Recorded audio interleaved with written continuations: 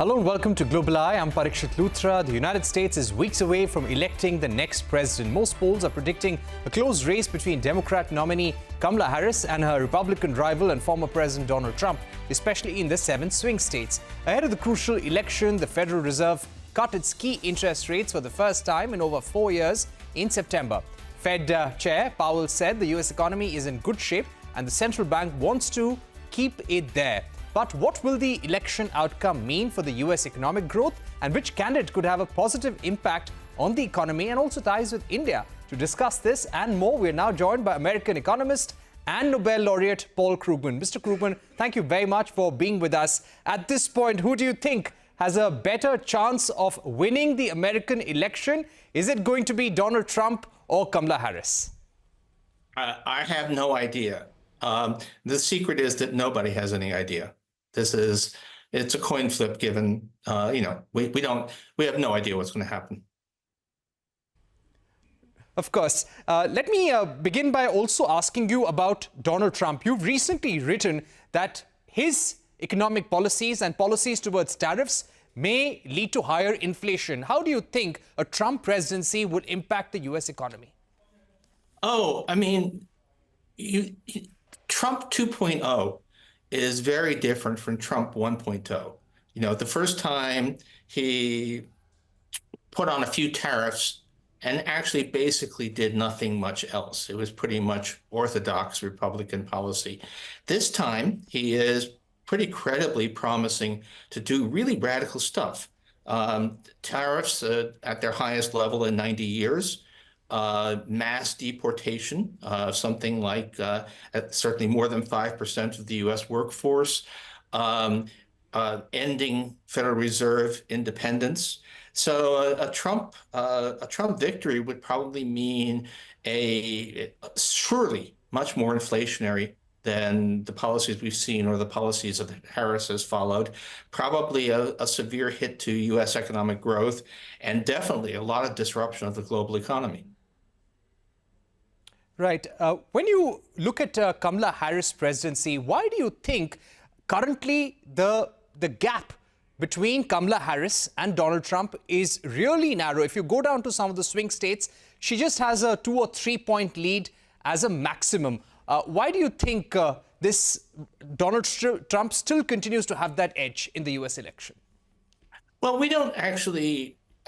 Polling has become very difficult, so I'm not sure that we even know whether the polls are right. The polls have been wrong substantially. That happens, but there may be particular problems with that now. So if it's really that tight, we don't know that. But also, most people don't pay real close attention to policy proposals. Most people probably have no idea what Trump is proposing on tariffs. They have no idea what Harris is proposing on changes to Medicare. They kind of remember that, they've noticed that things are more expensive than they were a few years ago.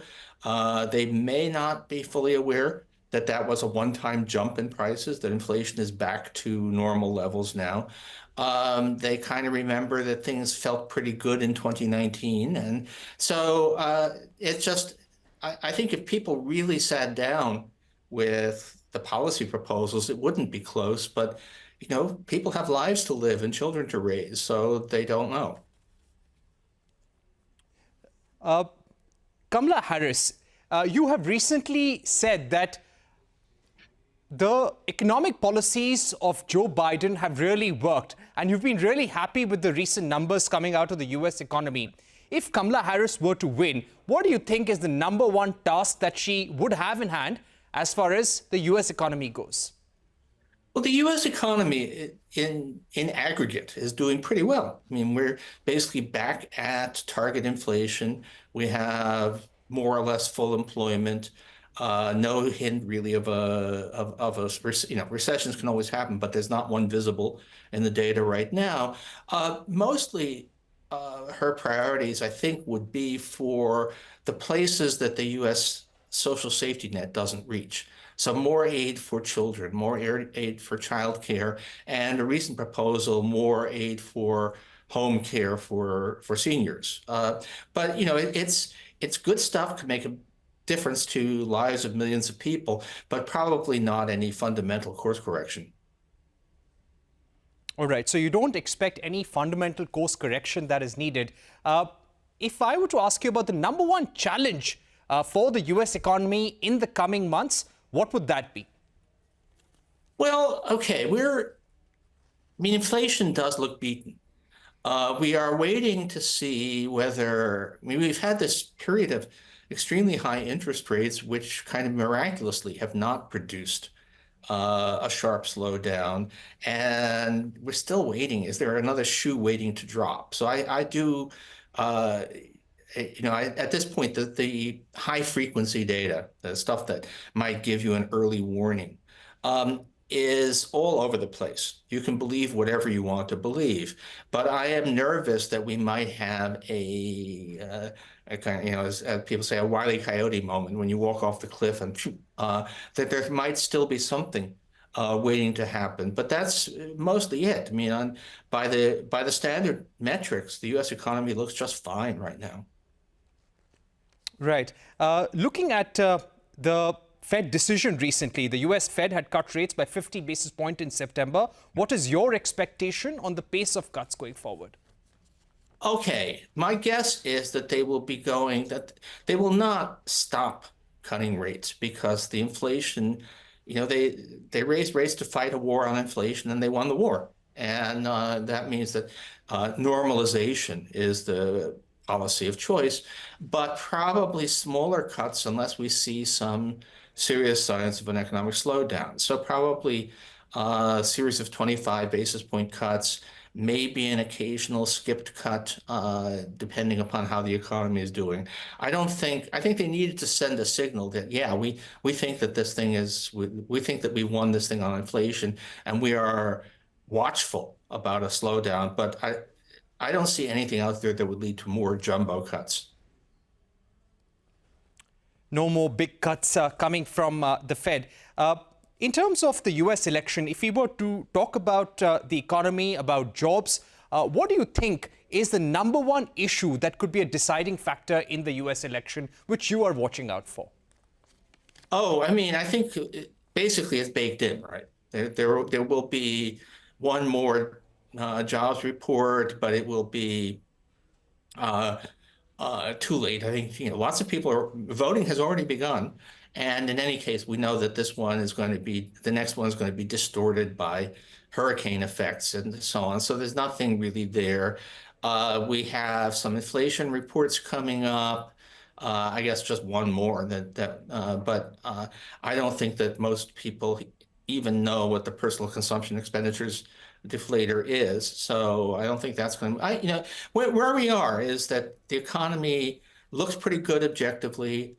Lots of people say that they don't think it's good, but also not all polls, many polls show the candidates more or less tied on the economy. It's no longer a big advantage for Trump.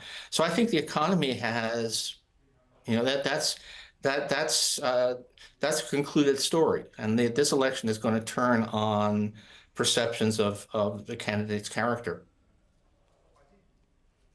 When you mean perceptions of the candidate's character, what do you think will be a decider? God knows, right, is the basic answer. But look, we just saw Harris walk into the lion's den to a hostile interview on Fox News, and she ended up basically, it wasn't billed as a debate, but she won it anyway. We're seeing Trump, it's becoming his coherence seems to be visibly degenerating, week by week. It's not just who he always was. he is not the candidate he was in past elections.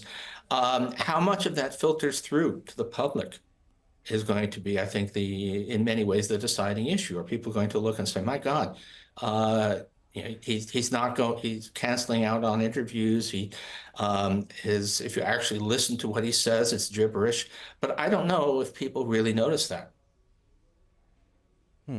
I would also like to ask you about China. We have seen a trade war that was triggered by Donald Trump against China. Biden, in a way, continued with those tariff policies vis-a-vis China. How do you think US-China relations are going to pan out? There are certain product lines like electric vehicles where Biden has imposed 100% tariffs. Do you expect this tariff war with China to worsen, irrespective of who's in power? Well, it's going to be a big difference depending on who does it. In some ways, Biden and now Harris are more confrontational with China than Trump was. I mean, Trump had these scattershot tariffs across the board and then kind of relented on stuff because China was ready to buy some soybeans. The Biden-Harris team is dead serious about trying to deny China access to advanced technologies, trying to make sure that the U.S. is not dependent on China for strategically important stuff. So we actually have what amounts to an economic Cold War with China that has taken place since Trump left, that has taken place under Biden and will continue under Harris. So the idea that we're going to have a grand reconciliation seems extremely unlikely. The question is whether it's going to be a sort of targeted strategic confrontation with China if Harris wins, or whatever it is that Trump's going to do. Right. We've also seen data coming out of the Chinese economy, 4.6% GDP growth, the slowest pace of growth since last year. Stimulus packages are being announced by the Chinese government. How do you think the slow growth of the Chinese economy is going to impact the world? Oh, China is, it's kind of one of the wonders of the world that China refuses to do the obvious thing. What China suffers from is inadequate consumer demand. They just have an economy that is geared towards producing and doesn't give people enough purchasing power to buy what it produces. And they seem to be weirdly averse to actually addressing that. Even when they do stimulus, it seems to be mostly aimed at enhancing productive capacity. And then the only way to reconcile that is to run massive trade surpluses, which the world is not going to accept. The Chinese leadership just doesn't seem to grasp that neither the US nor the EU, which is the two big players, are going to accept China trying to export its way out of its economic difficulties. So this is a recipe, among other things, for a lot more trade confrontation. I don't understand what it is with Xi and why the Chinese cannot bring themselves to just do a sort of a straightforward stimulus program as opposed to these kind of backdoor credit channel things that they seem addicted to. Mr. Krugman, how bullish are you on India at this juncture? According to S&P, and this is the latest report, that India is set to be the third largest economy by 2030. What do you think is going for India right now? Any concerns that you have? Well, you always worry, and India still has problems with infrastructure, has problems with education levels. India is still well behind China on many measures, but India's been showing impressive dynamism. It has managed to avoid getting into the kinds of trade fights that China has. India is not seen by the United States as a strategic threat. So I'm not any kind of expert on India, but I'm fairly bullish. I think India does, of course, if we have a global trade war, which is what will happen if Trump wins, then that's really bad for everybody, and India will get caught up in it too. But assuming that we manage to steer clear of that, I'm actually fairly bullish on India. You're fairly bullish on India. But when I were to ask you about the US-India relationship, over the last 2 years since Prime Minister Modi had met President Biden in Washington, we've seen very close relations, US investing in the semiconductor ecosystem, on electric vehicles, on clean technology. There are a lot of areas of collaboration. Do you see US companies significantly diversifying, looking for alternatives to China, probably even moving out of China and coming to India? Do you think India will be a beneficiary of the US partnership? Oh, definitely. I mean, it's just China does not look like a safe place to put your money. it doesn't look like a safe place to visit, to be honest. So no, this confrontation between the U.S. and China asks who can step in there, and on some things, there's a much smaller countries are actually benefiting. Vietnam has been doing very well out of this, but India as well. India is an up and coming emerging market with a lot of potential, and which is not not having a Cold War with the United States. Right. My final question to you, Mr. Krugman, would be about the two wars that we find ourselves in. There is a Russia-Ukraine war, and we're seeing a massive war in the Middle East, which refuses to die down.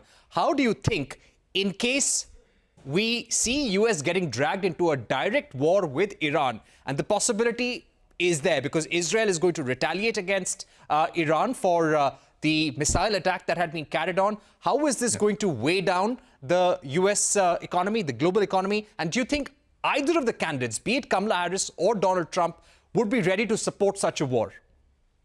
Oh boy. I mean, a lot depends on just how Israel conducts itself. I mean, Israel has a lot of support in the United States, but Netanyahu, not so much. And if Israel was willing to show some signs of being, willing to relent a little bit on the awfulness of the war, it's going to be horrible regardless, then maybe the U.S. will back it. I don't know. Ukraine, the fate of Ukraine depends on the election. I think if Harris wins, Ukraine will continue to receive support, and it seems quite likely that in the end, sheer attrition will bring an end to the Russian war there. But if Trump wins, then Putin will be in Kyiv in a few months. So it's a I mean, that whole Middle Eastern thing, I actually am thankful that I don't need to write about it because it's such an awful situation. Right. One can definitely imagine, and it will have a ripple effect on all aspects of the economy. And finally, you're often asked this question, looking at the way the markets are across the world, what, according to you, are some of the good investment options for retail investors across the world at the moment? I'm never any good at that. I'm not good at doing these kinds of calls. I mean, there are things that I do think that there's an AI bubble, so I would say probably steer clear of that. I think there's definitely a crypto bubble, but in terms of what's actually good, I don't know. I think I would be looking for, kind of pedestrian, unglamorous stuff that serves what is still a very, very strong U.S. economy. All right. Good note to end on. Thank you very much, Mr. Krugman, for joining us, giving your analysis on the U.S. election and where we're headed, depending on who wins the big U.S. election. India is watching out very closely, and we hope to have you again on Global Eye and CNBC TV 18 soon again. Good to be on. Thank you. We're heading into a short break at this point, but coming up, Israeli Defense Forces have killed Yahya Sinwar, the alleged mastermind behind the 7th October attack on Israeli soil. A discussion with Doron Spielman, international spokesperson of the Israeli Defense Forces, when we're back.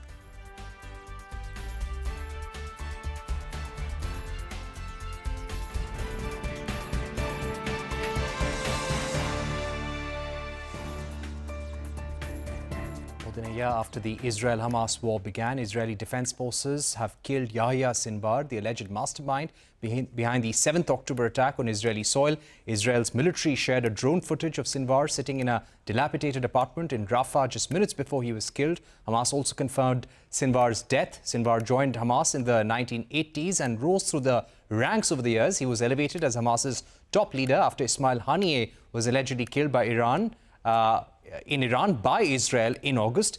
He worked on bringing Hamas closer to Iran and its other allies, including Lebanon's Hezbollah. But does his death mean the end of the war in Gaza? Prime Minister Benjamin Netanyahu has declared this as the beginning of the end and said that the war would continue until the remaining hostages are brought home. Meanwhile, US President Joe Biden, British Prime Minister Keir Starmer and French President Emmanuel Macron have urged the Israeli Prime Minister to progress towards a ceasefire. Iran said Sinwar's killing will strengthen the spirit of resistance. Let me now go across to Major Doron Spielman, international spokesperson of the Israeli Defense Forces. Major Spielman, thank you very much for joining us. Let me begin by asking you, tell us how this operation against the Hamas chief was actually carried out.